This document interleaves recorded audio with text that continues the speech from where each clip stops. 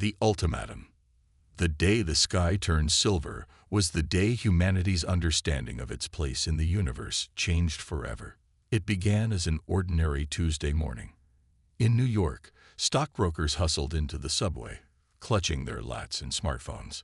In Tokyo, salarymen stumbled home after a long night of work and drinks. In Lagos, street vendors set up their stalls, ready for another day of bustling trade. Then, at precisely 9:17 UTC, every satellite in Earth's orbit went dark. At first, it was confusion. Phone calls dropped. GPS systems failed. Television broadcasts cut to static. Internet connections faltered and died. For a brief moment, the world held its breath, teetering on the edge of panic. That's when they appeared. Like a shimmering curtain drawn across the heavens, a vast armada of sleek, silvery ships materialized in low Earth orbit. They seemed to defy the laws of physics, hanging motionless against the blue backdrop of our planet. Their hulls gleamed with an otherworldly light, covered in intricate patterns that hurt the eyes if you stared too long. In mission control centers around the globe, technicians gaped at their screens, struggling to comprehend the readings they were getting. The ships were massive, each one easily the size of a small city, and there were hundreds of them. As humanity collectively tilted its head skyward, a single word echoed across the planet. Why? The answer came swiftly and terrifyingly. At 9:23 UTC, every screen on Earth, from Times Square billboards to smartphones in rural villages, flickered to life with the same image. A being, vaguely humanoid but unmistakably alien, regarded the camera with four glowing eyes set in a face that seemed to shift and change the longer you looked at it. When it spoke, its voice resonated not just through speakers, but seemingly inside every human mind. People of Earth, we are the Galactic Empire, custodians of order in this sector of the universe. Your planet has been designated a quarantine zone. All spacefaring activities must cease immediately. Any attempt to leave your atmosphere will be met with lethal force. This is not a negotiation. This is your only warning. Comply or face extinction. The transmission cut off abruptly, leaving billions of stunned faces staring at blank screens. For several long moments, the world was silent. Then, chaos erupted. In Washington, D.C., the president was rushed to a secure bunker, her security detail in a panic. The Joint Chiefs of Staff convened an emergency meeting, their faces ashen as they contemplated humanity's sudden vulnerability. At the United Nations headquarters in New York, delegates from every nation clamored for answers, accusations flying as old rivalries flared in the face of this unprecedented threat. Security Council members engaged in heated debates, trying to formulate a response to an ultimatum they barely understood. Meanwhile, in orbit, the crew of the International Space Station found themselves with front-row seats to humanity's first contact. Commander Sarah Chen, a veteran astronaut with nerves of steel, felt her heart race as she peered out the cupola at the alien armada. "Houston, are you seeing this?" she radioed, her voice steady despite the fear coursing through her veins. Only static answered. The ISS, like every other human-made object in space, had been cut off from Earth. As the hours ticked by, the initial shock gave way to a maelstrom of emotions across the globe. Fear, anger, disbelief, and even excitement battled for supremacy in the human psyche. Religious leaders proclaimed the end times or the arrival of gods. Scientists scrambled to analyze what little data they had on the alien ships. Military strategists ran simulations, each one ending in Earth's swift defeat. But amidst the chaos, pockets of defiance began to form. In a cluttered garage in Palo Alto, California, a group of Silicon Valley's brightest minds gathered in secret. Led by Zara Dawn, a brilliant but controversial astrophysicist, they pored over grainy photos of the alien ships, searching for weaknesses. "There's always a flaw," Zara muttered, her eyes bloodshot from hours of staring at screens. "We just have to find it." Halfway across the world, In a hidden bunker beneath the Urals, General Alexei Volkov of the Russian Space Forces made a fateful decision. He would not let humanity cower in fear. "Prepare the Cosmos prototype," he barked at his subordinates. "We will show these aliens that Earth is not so easily cowed." As the first day under alien quarantine drew to a close, humanity teetered on a knife's edge. Would we submit to this cosmic decree or fight back against impossible odds? The answer came at dawn. At 5:45 UTC, a lone spacecraft burst from a hidden silo in the Siberian wilderness. The Cosmos prototype, an experimental vessel designed for rapid orbital insertion, screamed towards the heavens on a pillar of flame. General Volkov watched from his command center, a grim smile on his face. "Let them try to stop us," he growled. For a brief, shining moment, it seemed as if the human spirit would prevail. The Cosmos prototype sliced through the atmosphere, its advanced stealth systems keeping it hidden from conventional radar. But the aliens were anything but conventional. As the Russian ship approached the edge of space, a single alien vessel broke formation. There was no warning, no demand for surrender. A lance of searing white light erupted from the alien craft, connecting with the Cosmos prototype in a blinding flash. On screens across the planet, millions watched in horror as humanity's defiant gesture ended in a spectacular fireball. The Cosmos prototype, along with its crew of 12 brave cosmonauts, was vaporized in an instant. The message was clear. The Galactic Empire did not make idle threats. In the stunned silence that followed, the alien and voice hologram once again appeared on every screen worldwide. Its shifting features seemed to radiate cold fury. "Your species' hubris knows no bounds," it intoned. "Let this be a lesson. The next violation will result in more extensive consequences." As the transmission faded, Earth's leaders faced a grim reality. Humanity was trapped, cut off from the stars that had beckoned us for so long. In the White House Situation Room, the President of the United States slumped in her chair, the weight of history heavy on her shoulders. "Options," she demanded, her voice hoarse. The chairman of the Joint Chiefs shook his head. "Madam President, we're seriously outgunned. Any military action would be suicide. So we just roll over." The Secretary of State interjected. "Accept life as a planetary prison." Before anyone could respond, an aide burst into the room, his face pale. "Madam President, we're getting reports of riots breaking out in major cities worldwide. People are scared, angry. Some are calling it the end of the world." The President closed her eyes, taking a deep breath. When she opened them, there was steel in her gaze. "Get me a line to every world leader. We need a united front. And someone find me Zara Dawn." "The astrophysicist?" someone asked, confused. "Yes," the President nodded. "Because right now, we need ideas, not weapons. We need to understand our enemy." As night fell on the first day of Earth's quarantine, humanity faced its greatest challenge. Trapped on our own planet, watched by an inscrutable alien force, we stood at a crossroads. Would we find a way to overcome this cosmic decree? Or was this the beginning of the end for human ambitions among the stars? In hidden labs, secret bunkers, and shadowy boardrooms, the seeds of resistance were already being sown. For while the Galactic Empire had the power to blockade Earth, they had underestimated one crucial factor: humanity's relentless determination to forge its own destiny. The warning had been given, but the real battle was just beginning. Underground resistance. In the weeks following the Galactic Empire's ultimatum, Earth descended into a state of uneasy quiet. The initial panic had subsided, replaced by a gnawing anxiety that permeated every aspect of human life.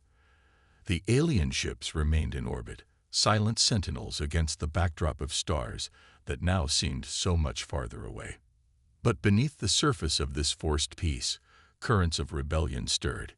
In a nondescript office building in Palo Alto, Zora Dawn hunched over a holographic display, her eyes darting across streams of data. The astrophysicist had been working nonstop since the president's call, analyzing every scrap of information about the alien fleet. There, she muttered, zooming in on a particular section of an alien hull. That pattern. It's not random. Her AI assistant, a cutting-edge program she developed in secret, chimed in. Analysis complete, Dr. Dawn. The hull patterns show a 0.03% variance in energy absorption rates across the electromagnetic spectrum. Zara's eyes widened. It wasn't much, but it was a start. A potential weakness in the aliens' seemingly impenetrable defenses. Just then, her secure line buzzed. Dr. Dawn, a gruff voice said, we need to move you. Now. Before she could protest, the door burst open. A team of black-clad operatives swarmed in, led by a tall, scarred man with piercing blue eyes. Colonel Jack Harper, Special Operations, he said curtly. The aliens are onto you. We're evacuating to a secure location. As they rushed her out of the building, Zora clutched her data pad tightly. She might have just found humanity's first real hope against the Galactic Empire. Halfway across the world, in a luxurious penthouse overlooking Tokyo, Hiroshi Tanaka sipped his sake and gazed at the alien ships visible in the night sky. The tech billionaire had built his fortune on cutting-edge robotics, but now his entire industry had ground to a halt under the Empire's ban on advanced technology development. His phone buzzed with an encrypted message. The eagle flies at midnight. Hiroshi allowed himself a small smile. It was time. Deep beneath the streets of London, in an abandoned tube station repurposed as a high-tech hideout, Aisha Malik's fingers flew across a holographic keyboard. At just 19, she was already legendary in hacker circles under the handle Phantom. Come on, she muttered, prodding the edges of the alien communication network. If she could just find a way in. Suddenly, her screen flashed red. Alien countermeasures slammed into her system like a tidal wave.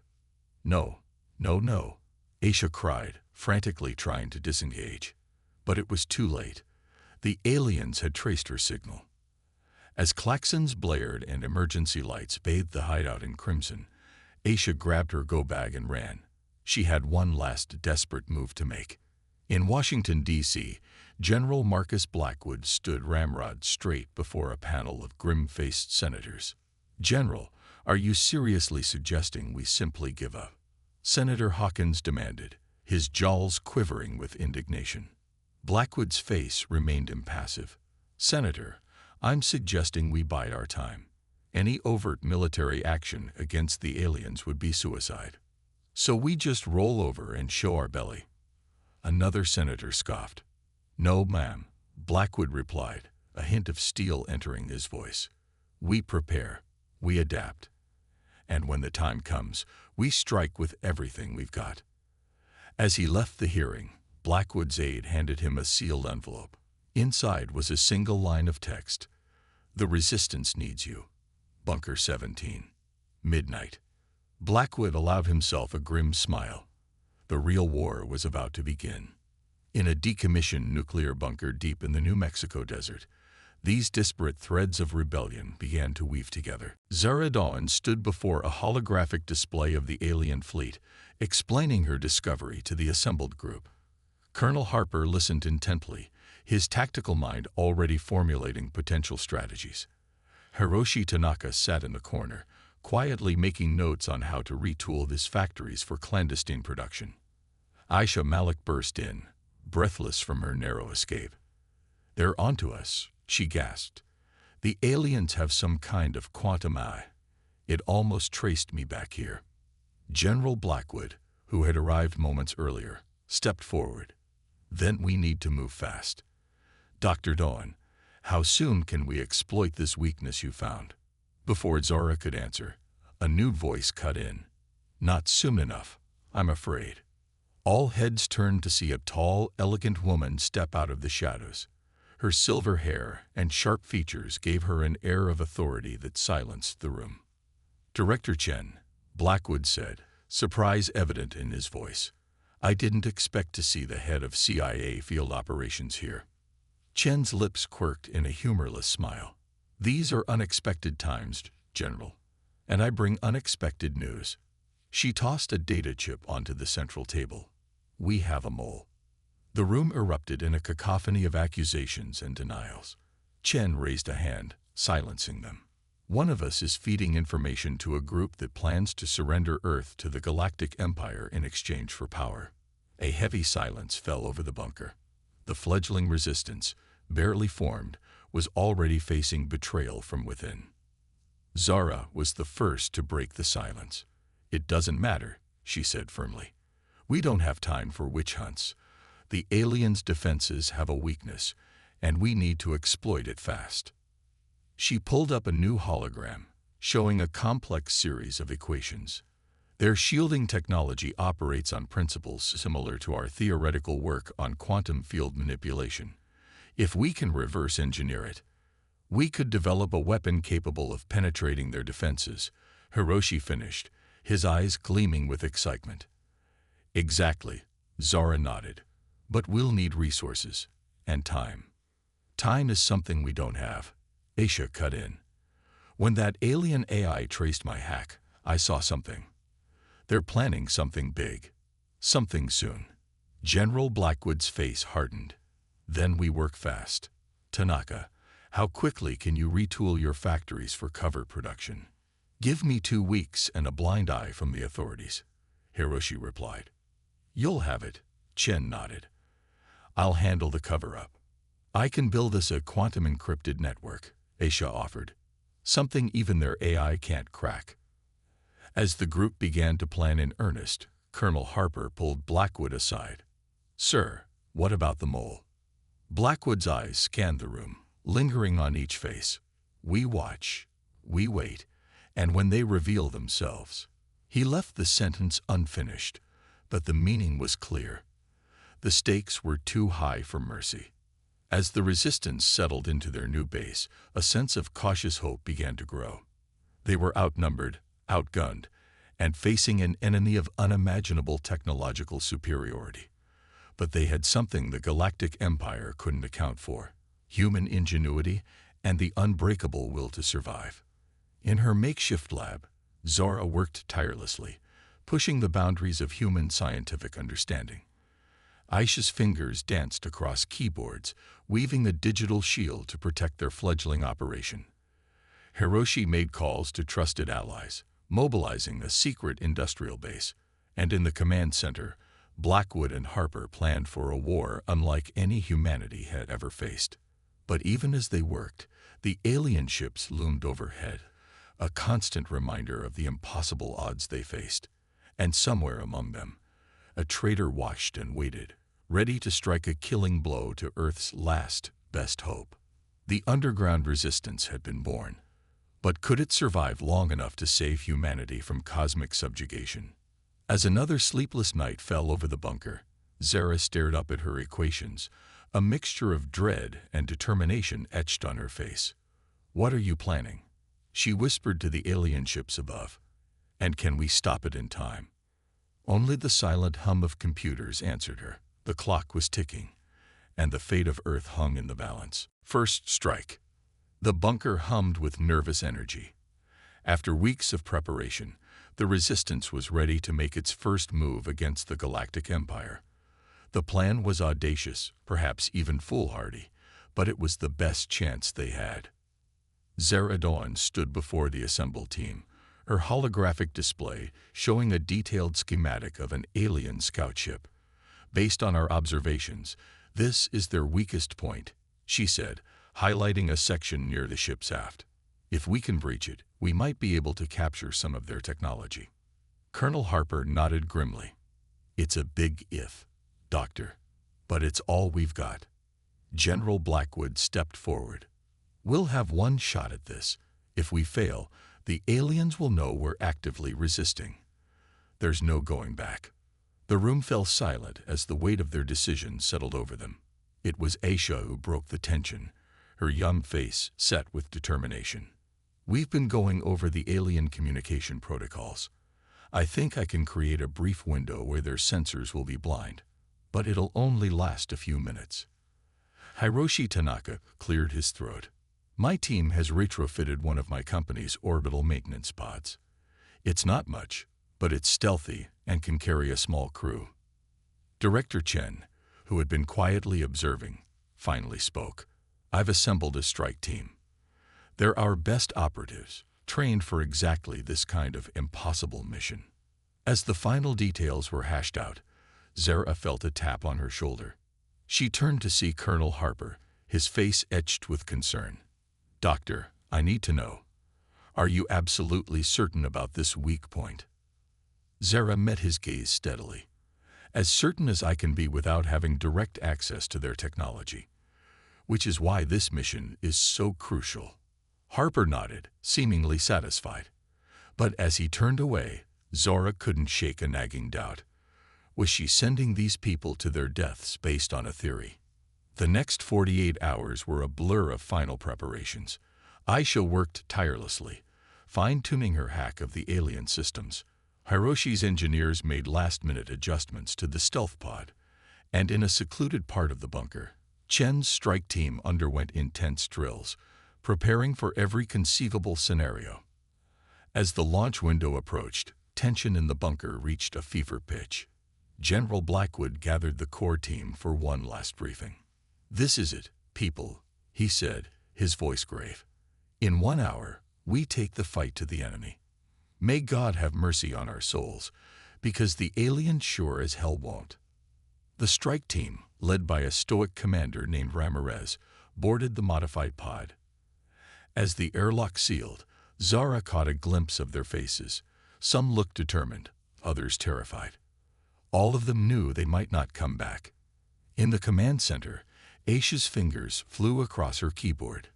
Initiating cyber attack. Now, she called out. For a heart-stopping moment, nothing happened. Then, a triumphant grin spread across Aisha's face. We're in. Their sensors are blind. Launch window opens in 3, 2, 1. With a muffled roar, the pod blasted off from its hidden silo. On the main screen, a tiny blip representing humanity's hope climbed steadily towards the looming alien fleet. Minutes crawled by like hours. In the bunker, the resistance team watched with bated breath. Zara found herself gripping the edge of her console so hard her knuckles turned white. Suddenly, Aisha's voice cut through the tension. They're at the insertion point. Commencing docking procedure. On the grainy feed from the pod's cameras, they watched as Ramirez and his team, clad in experimental stealth suits, breached the alien scout ship's hull at the exact point Zora had identified. For several agonizing minutes, there was no communication from the strike team. Then, Ramirez's voice crackled over the comms. We're in. This place. It's like nothing we've ever seen. Proceeding to the target area, the resistance team collectively held their breath as Ramirez and his squad navigated the alien vessel's interior. Strange, undulating corridors and pulsating light sources made for a disorienting environment. We've reached what appears to be a central computer core, Ramirez reported, commencing data extraction. But just as it seemed the mission might succeed, alarms blared through the alien ship. We've been made, Ramirez shouted. Hostile contact. We need immediate evac.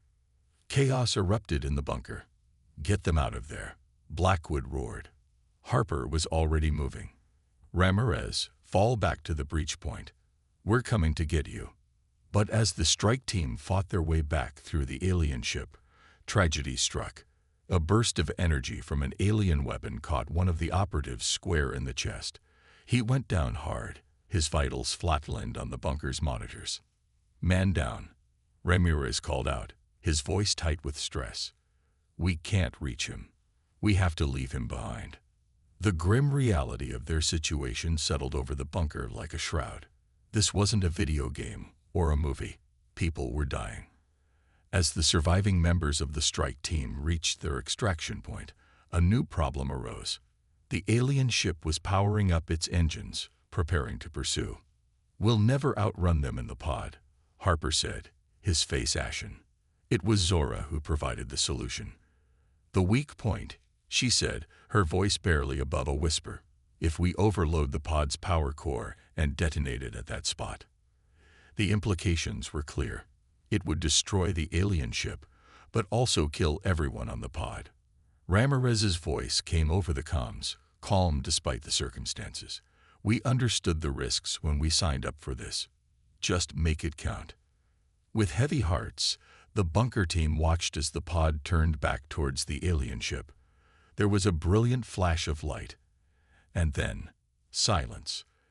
In the aftermath of the explosion, as the remains of both ships drifted in orbit, the bunker was eerily quiet. They had struck their first blow against the Galactic Empire, but at a terrible cost. It was Hiroshi who broke the silence. Did we get anything? Aisha, her eyes red-rimmed, nodded slowly. Data's coming in now. It's encrypted, but there's a lot of it. As the team began to sift through the stolen information, a startling discovery emerged. Buried in the alien data was a genetic sequence, a human genetic sequence. This can't be right, Zora muttered, her brow furrowed in confusion. According to this, humans aren't native to Earth. We're descendants of a long-lost powerful race, a race that the Galactic Empire feared. The implications were staggering. Humanity wasn't just fighting for survival. They were reclaiming a lost heritage. But before they could fully process this revelation, alarms blared throughout the bunker. Aisha's eyes widened in panic as she stared at her screen. We've got incoming. Massive energy signatures descending from orbit. They're not just sending a ship this time. This is a full-scale invasion force. As the team scrambled to respond to this new threat, Zora's mind raced. The genetic data, the invasion, it all pointed to one terrifying conclusion. The Galactic Empire wasn't trying to contain humanity. They were trying to eliminate a potential rival before it could reclaim its power. General Blackwood's voice cut through the chaos. We've struck the first blow, but the real war starts now. May God help us all. As the bunker shook with the first impacts of the alien assault, Zora clutched the data pad containing humanity's true heritage. Whatever power lay dormant in human DNA, they needed to unlock it fast. The fate of Earth, and perhaps the entire galaxy, hung in the balance. The Resistance had won its first battle, but at a terrible cost. And the war? The war had only just begun. Awakening. The bunker shuddered under the relentless assault of the Galactic Empire's invasion force. Dust rained from the ceiling as Zora Dawn hunched over her workstation, her eyes burning from lack of sleep. The revelation about humanity's true heritage had turned their resistance from a fight for survival into a race to unlock their dormant potential. How close are we? General Blackwood's voice was hoarse, the strain of the past 72 hours etched on his face. Zara straightened, wincing at the crack in her spine. Close. The genetic sequence we captured, it's like nothing I've ever seen. It's as if parts of our DNA are locked, waiting for the right key. Across the room, Aisha's fingers flew across her keyboard, her young face set in grim determination. The alien attack is intensifying. Major cities worldwide are reporting massive destruction. Military responses have been ineffective. Hiroshi Tanaka limped into the command center, his arm in a makeshift sling. His factory complex, their primary manufacturing base, had been one of the first targets hit. We're running out of time, he said quietly. Colonel Harper, who had been coordinating what was left of Earth's military forces, joined them. We need a game changer, and we need it now. Zara took a deep breath. I think I've found it, but it's risky, extremely risky. All eyes turned to her as she pulled up a holographic display of the human genome, certain sections highlighted in pulsing red. These sections, she explained, they're not junk DNA as we once thought. They're dormant genes, far more advanced than anything in our active genome. If we can activate them, we get superpowers. Aisha asked, a hint of her old excitement breaking through the exhaustion. Zara managed a small smile. Not exactly, but enhanced cognitive abilities, improved physical attributes, possibly even some form of energy manipulation. Essentially, we'd be unlocking the potential of our ancestors. What's the catch? Harper asked, his eyes narrowing. Zara's face fell. The process of activation is violent. The physiological stress could kill the subject. And even if it succeeds, we have no idea how it will affect the person's psyche. We could be creating monsters. A heavy silence fell over the room. The choice before them was clear. Risk everything on an uncertain procedure, or face certain defeat at the hands of the Empire. It was Director Chen who broke the silence. We'll need volunteers. I'll do it, Harper said immediately. Aisha stood up. Me too. One by one, members of the resistance stepped forward, willing to risk their lives and sanity for a chance to save their world. Zara looked at Blackwood, waiting for his decision. The general closed his eyes for a moment, then nodded. Do it. But Zara, you stay out of it. We need your mind intact to guide us through this. The next few hours were a blur of frantic preparation. Zara's lab was converted into a series of activation chambers, each volunteer sealed inside a pod filled with a nutrient-rich solution laced with the gene-activating compound. As Zara initiated the sequence, alarms blared through the bunker. Hiroshi's voice came over the intercom, panic evident even through the static. They'd found us. The aliens are breaking through the outer defenses. Blackwood grabbed a rifle, his face set in grim determination. Harper, Chen with me. We need to buy them time. As the sounds of battle echoed through the corridors, Zara watched the monitors with growing horror. The vital signs of the volunteers fluctuated wildly. In pod after pod, flat lines appeared. No, she muttered, frantically adjusting parameters. Come on, work. In the medical bay, the first survivors of the process began to emerge from their pods. Aisha gasped as she sat up, her eyes glowing with an otherworldly light. I can see everything, she whispered. The data streams, the alien communications. It's all so clear now. Harper stumbled out of his pod, his muscles rippling with new power. Without a word, he sprinted towards the sounds of battle, moving faster than any human should be able to. But not all transformations were going smoothly. One of the technicians, his face contorted in agony, began to emit pulses of energy that shorted out nearby equipment. Make it stop, he screamed, his body beginning to glow with an intense light. Zara realized with horror what was about to happen. Everyone out. He's going critical. The resulting explosion rocked the entire bunker, collapsing a section of the complex and opening it to the battle raging outside. Through the breach, Zara saw the true scale of the invasion for the first time. Massive alien war machines stalked across a burning landscape, their energy weapons carving swaths of destruction through what remained of Earth's defenses. But then she saw something that made her heart soar.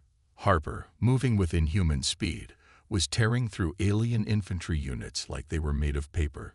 Aisha, her eyes glowing, stood in the middle of the chaos, seemingly controlling multiple defense systems with her mind. And there, rising above the battlefield, was General Blackwood. Somehow he had developed the ability to fly, energy crackling around him as he engaged one of the alien walkers in midair. For a moment, it seemed like the tide was turning. The enhanced humans were pushing back the alien forces, their newfound abilities more than a match for the invaders' technology. But then Zara saw something that made her blood run cold. A group of enhanced humans, led by one of the resistance fighters she knew as Rodriguez, was turning on their own comrades. This power, Rodriguez shouted, his voice carrying unnaturally across the battlefield.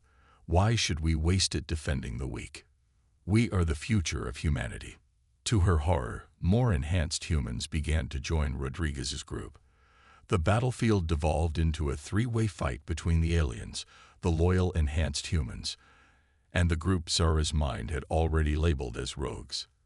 In the command center, Zara frantically tried to analyze what was happening. The activation process had unlocked incredible abilities, But it had also unleashed something darker in some of the subjects. Whether it was a flaw in the process or a hidden aspect of their ancestral DNA, she couldn't be sure. Blackwood landed hard next to her, his clothes smoking from energy weapon impacts. "Status report," he growled. Zara shook her head, her voice trembling. "It worked, but we've lost control.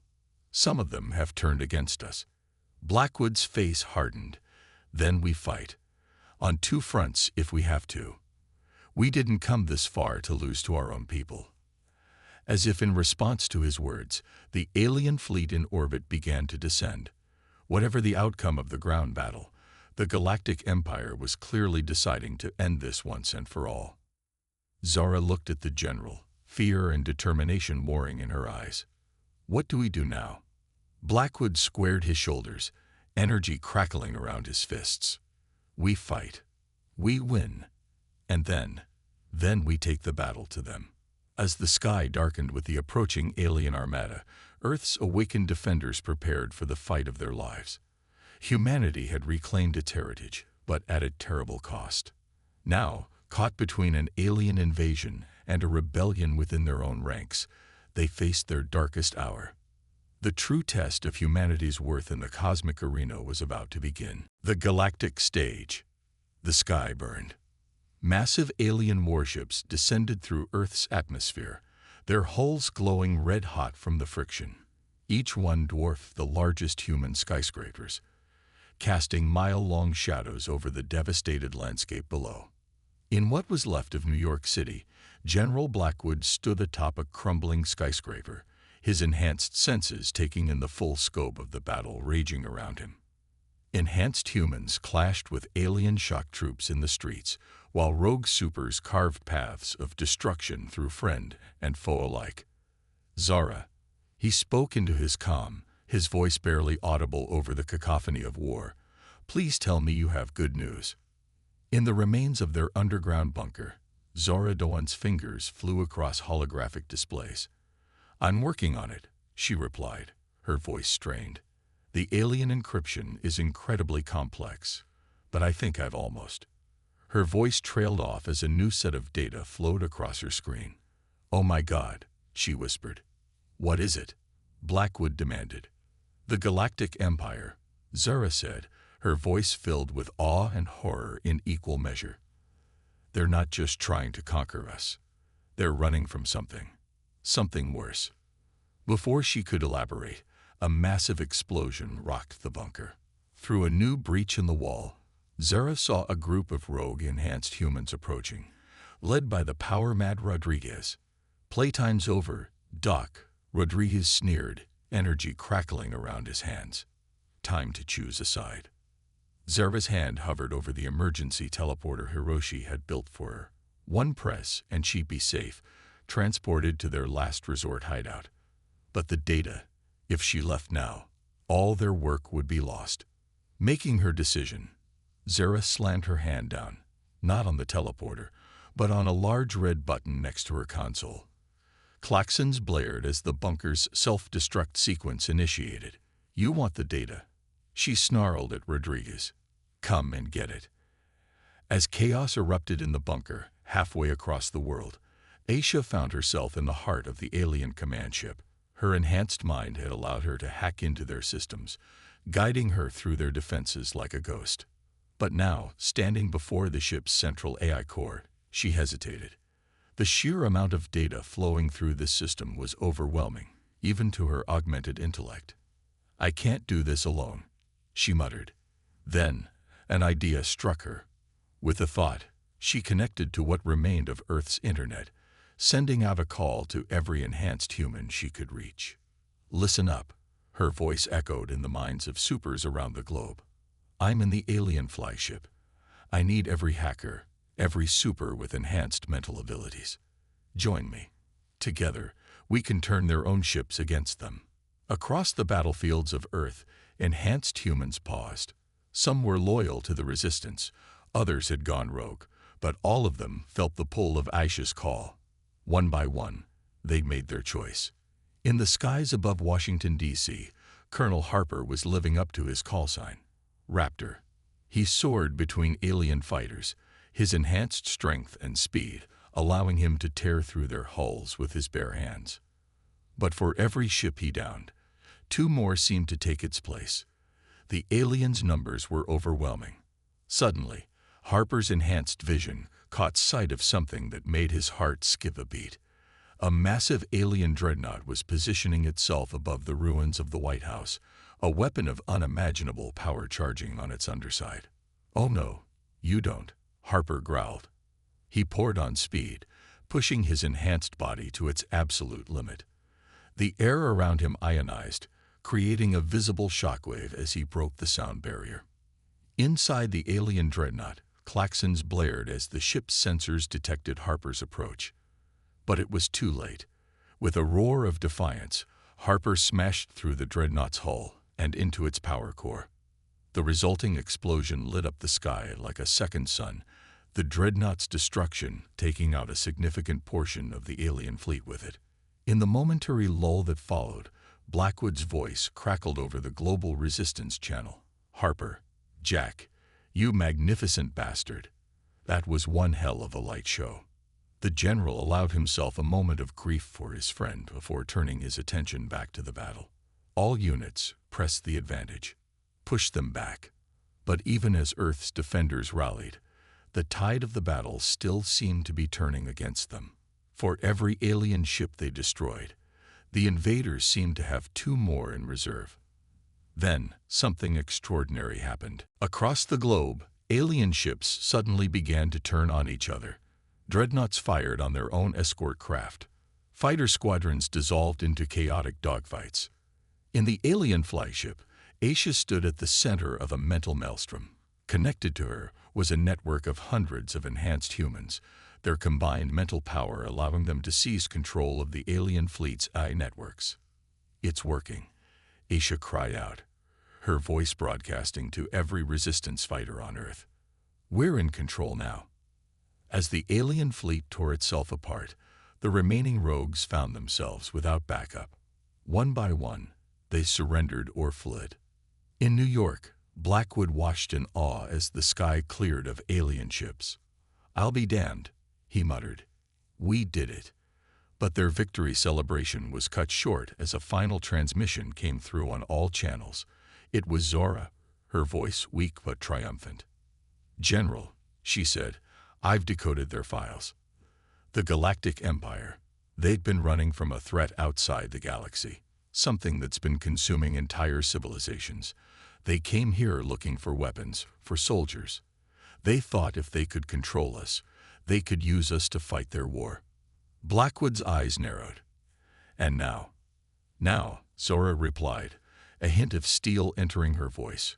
"We have their ships, their technology, and something they never expected, a species that won't bow down to tyranny, from within the galaxy or without." As the dust settled on humanity's greatest battle, the full implications of their victory began to sink in. They had not just saved Earth, they had inherited an empire among the stars. Blackwood stood before the United Nations, or what was left of it, his enhanced form a testament to humanity's new potential. "We face a choice," he addressed the assembly of world leaders and enhanced humans. "We can turn inward, use our new powers to rebuild what we've lost. Or we can look to the stars, take our place on the galactic stage, and face whatever threat is coming." He paused, his gaze sweeping across the room. "But know this, if we go out there, we go not as conquerors, not as the new galactic empire. We go as liberators, as defenders. We go as humans, with all our flaws and all our strengths."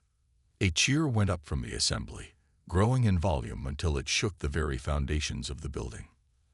As Blackwood stepped down from the podium, he was met by Zara, Aisha, and Hiroshi, the core of the resistance that had become humanity's unlikely saviors. "Well," Aisha grinned, her eyes glowing with the power of 1,000 networked computers, "when do we start?" Zara looked up at the sky, no longer a prison but a frontier. "We already have." And so, humanity stepped onto the galactic stage, not as subjects or soldiers, but as champions of freedom. The stars that had once seemed so far away now beckoned, promising adventure, challenge, and the ultimate test of humanity's newfound power. The Galactic Empire had warned humans to stay away from Earth.